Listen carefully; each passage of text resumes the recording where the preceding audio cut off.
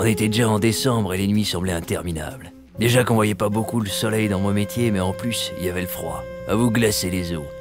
Les lumières de la ville étaient devenues mes étoiles. Les rues de Paris étaient mon terrain de jeu, et quand on passait me voir, on n'y était pas déçus. Il y avait de l'amour, des rires, du suspense, et même des chansons. J'étais important à l'époque. C'était la fin de l'année 2013. Ah, c'était le bon temps. Dans la rue de la Gaîté... Pardon. Dans la rue de la Gaîté, donc, vous allez trouver de quoi vous réjouir. Au numéro 6, le théâtre Rive Gauche vous propose The Guitries, avec Martin Lamotte et Claire Keim, où l'amour de l'auteur pour le bon mot rivalise avec celui qu'il éprouvait pour Yvonne Printemps. Sur ta tombe, on marquera « enfin froide ». Et sur la tienne, enfin raide?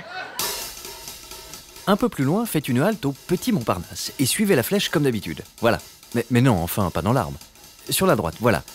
Une fois installé, vous pourrez y redécouvrir l'ancien choriste Jean-Baptiste Monnier dans la chanson de l'éléphant. Je préfère vous prévenir, ce n'est pas une comédie musicale, mais plutôt un thriller psychologique où le directeur d'un hôpital psychiatrique se fait embobiner par un de ses patients obsédé par les éléphants.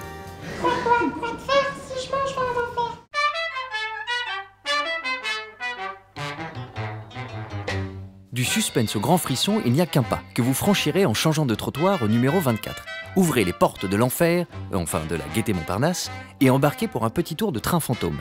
Déjà applaudi pour son adaptation des 39 marches, Éric Métayer revient ici avec une mise en scène délirante des aventures de Van Helsing. Un voyage mouvementé mais dont on revient heureux, comme ces gens-là par exemple. En fait, c'est une mise en scène extraordinaire et des surprises. En fait, j'ai pas le droit de les dire parce qu'en fait, on a signé un contrat, sinon on nous coupe la tête. C'était mortel, on s'est bien marré, franchement, c'était à pleurer de rire. Très sympa, très joyeux, décalé. Les mises en scène de Mété, elles sont incroyables. Si un bon chocolat chaud n'a pas suffi à vous remettre de vos émotions, prenez les devants et foncez à Mogador pour La Belle et la Bête, un hommage flamboyant au film de Disney qui vous fera nager dans le bonheur. N'oubliez pas votre maillot. Ou plutôt votre chemise à jabot d'ailleurs.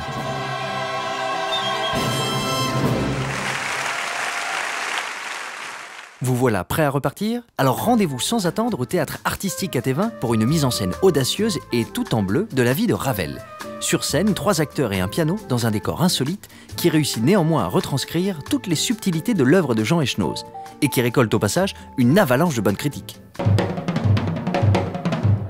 Mademoiselle, c'est Ska, quand le professeur Schutz vous a appris à l'instant votre venue... Saviez-vous que Pierre et Marie Curie auraient pu croiser Maurice Ravel dans les rues de Paris? Ils sont en tout cas les héros inattendus des palmes de Monsieur Schutz pour le retour sur les planches du grand classique de Jean-Noël Fenwick.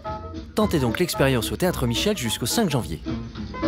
Et en attendant Noël, justement, offrez-vous une grande tasse de rigolade avec l'increvable thé à la menthe ou thé citron au Théâtre de la Renaissance.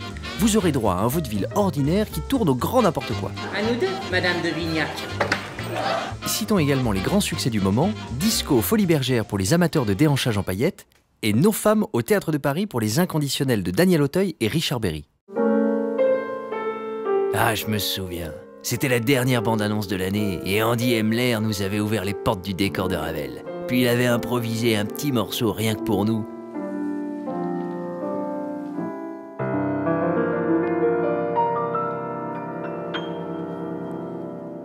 Le bon temps, je vous dis.